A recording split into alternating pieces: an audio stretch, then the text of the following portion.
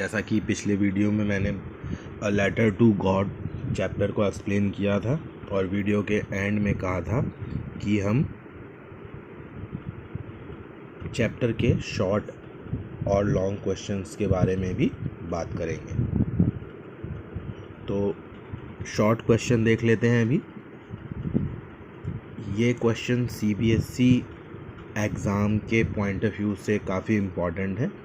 चाहे आपके स्कूल में पीरियडिक टेस्ट हो, चाहे यूनिट टेस्ट हो, चाहे प्री बोर्ड हो, या मिड टर्म एग्ज़ाम हो या फाइनल एग्ज़ाम हो, सभी के लिए ये क्वेश्चंस काफ़ी इम्पॉर्टेंट है। अभी खाली मैं बस क्वेश्चन को पढ़ूँगा, उसका मीनिंग एक्सप्लेन करूँगा और उसका आंसर वर्बली बताऊँगा, ठीक है। उसके बाद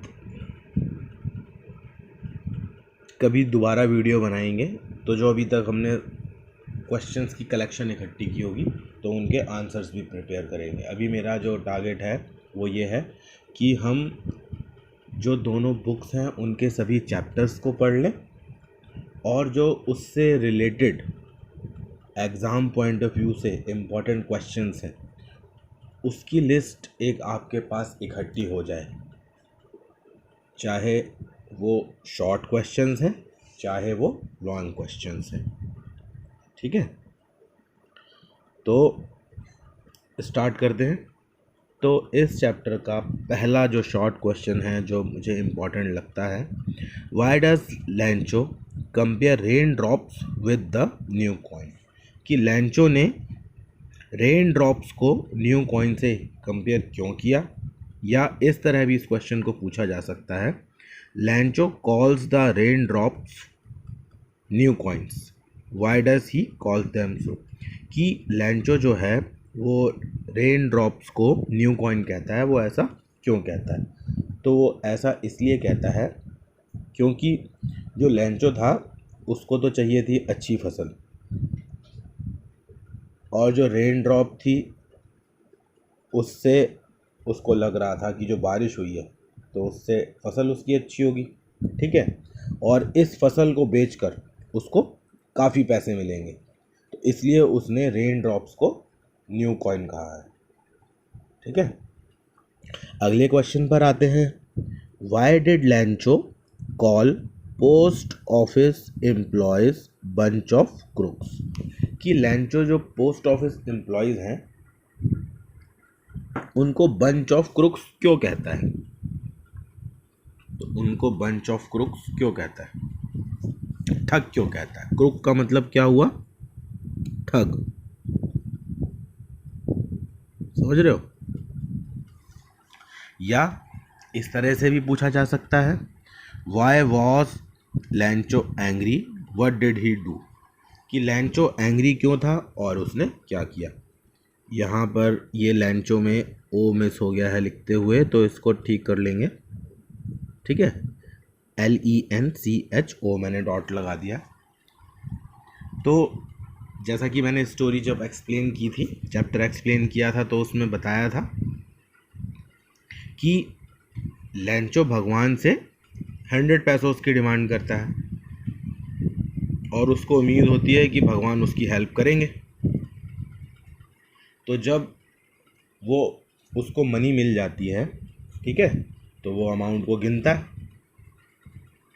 अब वो 100 पैसों के बदले उसको 70 मिलते हैं, तो उसको बड़ा गुस्सा आता है कि यार मैंने तो भगवान से 100 मांगे थे और भगवान ने मुझे 70 दे दिए, तो ऐसा तो नहीं हो सकता कि भगवान तो ऐसा नहीं कर सकते। अब मैंने 100 मांगे हैं तो मुझे 100 ही देंगे, ये ज़रूर इन पोस्ट ऑफिस एम्प्लॉयज़ ने ही कुछ गड़बड़ की है। इसीलिए वो उनको बंच ऑफ क्रुक्स कहता है कि ये लोग ठग हैं, ठीक है। इन्होंने पैसे रख लिए, भगवान ने तो पूरे भेजे थे, इन्होंने पैसे रख लिए, ठीक। अगले क्वेश्चन के ऊपर आते हैं। अगला क्वेश्चन है, was Lencho surprise to find a letter with money in it. क्या जो लैंचो था जब उसको पैसे मिलते हैं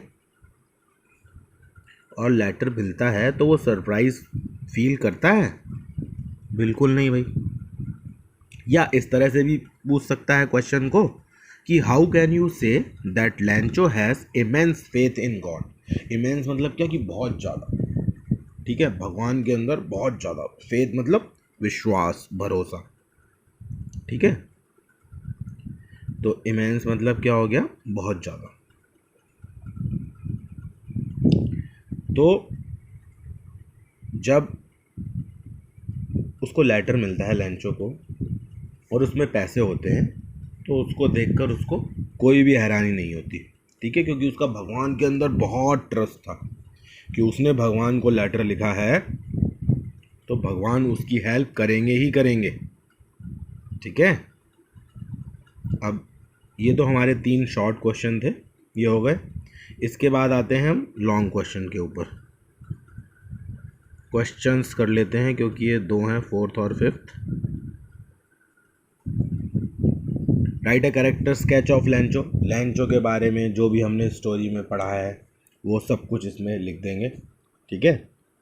इम्पॉर्टेंट पॉइंट, उसका भगवान के प्रति जो ट्रस्ट है, जो उसकी श्रद्धा है, जो विश्वास है, उसकी फसल ख़राब होती है क्या उसको फील होता है, उसकी हेल्प कौन करता है, कैसे करता है, उसका क्या रिएक्शन होता है,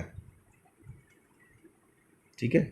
या ये इस तरह से भी क्वेश्चन पूछ सकता है कि show Lencho's faith and confidence in God with example from the lesson, कि आप इस लेसन में से लैंचो का जो फेथ था और कॉन्फिडेंस था भगवान के ऊपर, तो कुछ एग्जाम्पल बताइए। एग्जाम्पल यही कि वो भगवान को लेटर लिखता है ना, और जब उसको पैसे मिलते हैं तो वो बिल्कुल भी हैरान नहीं होता, क्योंकि उसको पता था कि भगवान को उसने लेटर लिखा है तो भगवान उसकी ज़रूर मदद करेंगे। आजकल क्या है, सीबीएसई ना कुछ व्यूज़ ओपिनियन वाले क्वेश्चन भी देने लगी है, ठीक है। एक तो होता है डायरेक्ट क्वेश्चन की, ये आ गया कि कैरेक्टर स्केच लिखो लैंचो का। सिचुएशनल क्वेश्चन भी इनको कह सकते हैं, जो अगला क्वेश्चन है, जैसे कि सिचुएशन। तो जैसा कि मैं बता रहा था कि सीबीएसई अब नॉन कन्वेंशनल क्वेश्चन भी पूछने लगा है, जैसे कि उसमें आपको रिप्लेस कर देगा कैरेक्टर से कि अगर आप इस कैरेक्टर के बदले होते तो आप क्या करते इस सिचुएशन में, ठीक है। तो उसमें ज़्यादा कुछ नहीं करना है, थोड़ा चेंज होता है। और जो एक क्वेश्चन हम हर चैप्टर का करेंगे ना लॉन्ग, तो उसमें मैं करा दूंगा हर चैप्टर का एक जो लॉन्ग क्वेश्चन करेंगे इंपॉर्टेंट, कि कैसे कट कॉपी पेस्ट एडिट करना है, क्या करना है, किस चीज़ को जोड़ना है घटाना है, वो मैं बता दूंगा। जैसे इसके अंदर क्वेश्चन क्या पूछा हुआ है उसने, एक तो डायरेक्ट क्वेश्चन हो गया जो पिछला वाला बताया था कि लैंचो का कैरेक्टर स्केच लिखो, या ये बताओ कि लैंचो का भगवान में फेथ था, कॉन्फिडेंस था, ये हम कैसे कह सकते हैं, तो उसके एग्जाम्पल देने थे। अगले क्वेश्चन में ये है कि the post masters represents such people who still believe in helping other, कि जो पोस्ट मास्टर है वो ऐसे लोगों के बारे में दर्शाता है, बताता है कि जो अभी भी लोगों का काम करने में, उनकी हेल्प करने में विश्वास रखते हैं। तो ऐसी कौन सी वैल्यू हैं जो आप चाहते हो कि वो आपके अंदर भी इनकलकेट हो, या आप अपने अंदर उनको सुधारना चाहते हो, या उन क्वालिटीज़ को इनकलकेट करना चाहते हो, मतलब उनको इम्बाइब करना चाहते हो कि आपके अंदर भी ये क्वालिटीज़ आ जाए। मान लो कि हेल्पिंग हेल्पिंग नेचर है, ठीक है, जब कोई प्रॉब्लम में हो तो उसकी हेल्प करने वाला बनना चाहिए, अगर पर्सन उस सिचुएशन में है कि वो किसी इंसान की हेल्प कर पाए। ट्रस्ट करने वाला होना चाहिए, ठीक है, लोग उसके ऊपर भरोसा कर सकें, और अगर उसके पास अपॉर्चुनिटी है, मौका है, हेल्प कर पाए तो हेल्प कर दे किसी की। तो जो भी आपको चीज़ें लगती हैं जो आप अपने अंदर सुधार चाहते हो, बदलाव चाहते हो, इस चैप्टर को मद्देनज़र रखते हुए, तो इस क्वेश्चन के आंसर में इसी को लिखना है। अब जो अगला जो चैप्टर है वो मैं करूँगा ट्रायम्फ ऑफ सर्जरी, ठीक है, बहुत इंटरेस्टिंग चैप्टर है। तो कल करेंगे उस चैप्टर को एनसीईआरटी में से। और जिस किसी को कुछ समझना हो, कुछ समझना आया हो मेरे समझाने के बावजूद, तो आप कमेंट बॉक्स में कमेंट कर कर बता सकते हैं, ठीक है। या मैंने ईमेल आईडी भी प्रोवाइड किया हुआ है, अबाउट में जाएंगे आप चैनल के, तो वहाँ पर आपको ईमेल आईडी मिल जाएगी, आप वहाँ पर मुझे मेल भी कर सकते हैं। और कोई क्वेश्चन आप समझना चाहते हो जो आपके पॉइंट ऑफ व्यू से आपको लगता है कि इम्पोर्टेंट है, सर ने नहीं बताया, तो आप मुझे बता देना, मैं उसको भी ऐड कर दूँ, मतलब आपको समझा दूंगा कि उसको कैसे आपको अटैम्प्ट करना है। तो चलिए, वीडियो थोड़ा लंबा हो गया है, अब इसको करते हैं बंद।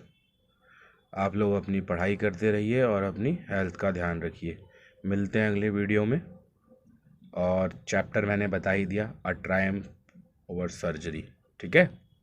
डॉक्टर हैरियट का बहुत अच्छा मज़ेदार चैप्टर है, पढ़ेंगे। चलिए, मिलते हैं फिर नेक्स्ट वीडियो में। और अगर आपको लगता है कि ये कुछ यूज़फुल हो रहा है यहाँ पर, तो जो आपके फ्रेंड्स हैं उनसे आप शेयर कर सकते हैं, ठीक है। अगर आपको लग रहा है कि कुछ इसमें काम की चीज़ है, नहीं लग रहा है तो फिर कोई बात ही नहीं है, ठीक है। चलिए, ख़त्म करते हैं वीडियो को यहीं पर।